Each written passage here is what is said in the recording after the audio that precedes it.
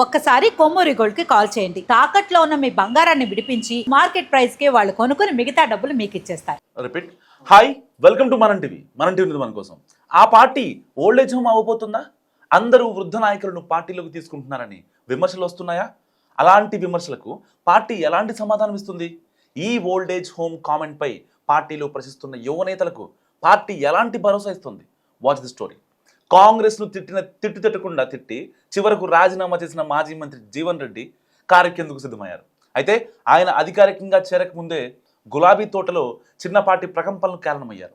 BRS కూడా పార్టీలో చేరకముందే జీవన్ రెడ్డికి టాప్ ప్రయారిటీని చేతల్లో చూపించింది. వర్కింగ్ ప్రెసిడెంట్ కేటీఆర్ స్వయంగా జగిత్యాలలోని జీవన్ రెడ్డి నివాసానికి వెళ్ళి ఆయన్ని పార్టీలోకి ఆహ్వానించడం, ఆ తర్వాత ఆయన స్వయంగా వచ్చి అధినేత కేసీఆర్ని కలవడం చకచకా జరిగిపోయాయి. ఇదే సమయంలో బీఆర్ఎస్పై సోషల్ మీడియాలో ఒక కామెంట్ వైరల్ అవుతుంది.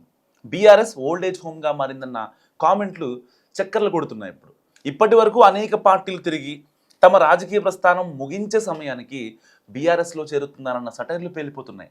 వృద్ధ నాయకులకు షెల్టర్ జోన్గా మారిపోయిందన్న కామెంట్లు కూడా చేస్తున్నారు. గతంలో మాజీ మంత్రులు నాగన్ జనార్దన్ రెడ్డి, పొన్నాల లక్ష్మితో పాటు ఇప్పుడు చేరబోతున్న జీవన్ రెడ్డిని అందుకు ఉదాహరణగా చేర్చేశారు.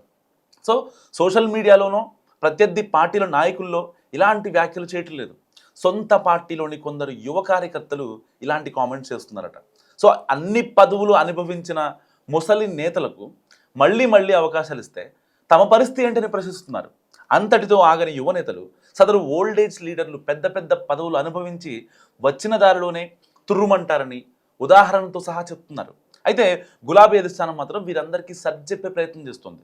బయట ఎన్ని విమర్శలు ఉన్నా సరే జనాల్లో క్రేజ్తో పాటు పార్టీకి ఉపయోగపడతారనుకున్న వాళ్ళని ఖచ్చితంగా తమ పార్టీలోకి ఆహ్వానిస్తామని నచ్చజెబుతున్నారట. సో మరి సీనియర్లు తమ పార్టీలో చేరినంత మాత్రాన యువ నాయకత్వంపై ఎక్కడా చిన్న చూపు ఉండదని భరోసా కూడా ఇస్తున్నారు. మరొక వైపు బీఆర్ఎస్ అధికారంలో లేకపోయినా ఎలాంటి లాభాపేక్ష లేకుండానే నేతలు తమ పార్టీలో చేరడానికి వస్తున్నారని అంటున్నారు.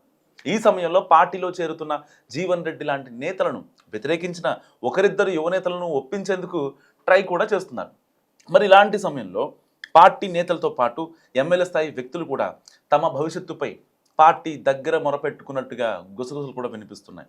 సో జీవన్ రెడ్డి లాంటి సీనియర్ నేతలు వచ్చినంత మాత్రాన యువ ఎమ్మెల్యేలకు కానీ నేతలకు కానీ ఎలాంటి పోటీ కాడని బీఆర్ఎస్ నేతలు ఊరడించే మాటలు చెప్తున్నారు. సో పార్టీకి వచ్చిన వాళ్ళను తక్కువ చేసి చూడకుండా ఆల్రెడీ ఉన్న వాళ్ళకి ప్రాధాన్యత ఏమాత్రం తగ్గించకుండా చూసే బాధ్యత తమది అంటూ భరోసా ఇచ్చే ప్రయత్నం చేస్తున్నారు. మరి చూడాలి భవిష్యత్తులో యువ నేతలకు వృద్ధ నేతల పోటీ ఇవ్వబోతున్నారా, లేక పార్టీలో అందరితో పాటు తమ కూడా అవకాశాలు వస్తాయని యువ నాయకత్వం సర్దుకొని పోతుందా? మరి కాలమే సమాధానం చెప్పాలి.